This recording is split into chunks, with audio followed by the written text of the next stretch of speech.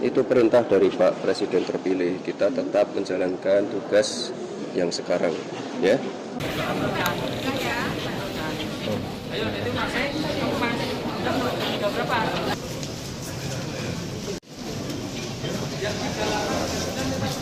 Mas Gibran sendiri seperti apa? Sama. Itu perintah dari Pak Presiden terpilih. Kita tetap menjalankan tugas yang sekarang, ya. Sampai nanti Meskipun pelantikan. kemarin dapat kritik dari Pak JK, dapat kritik dari Pak JK dulu zaman jadi wapres sebelum dilantik dia mengundurkan diri dari menteri. Enggak, ini kan masih lama pelantikannya.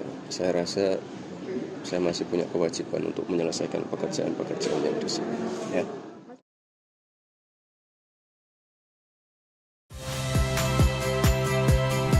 Saya Liviana Cerlisa. Saksikan program-program Kompas TV di siaran digital, pay TV, dan media streaming lainnya.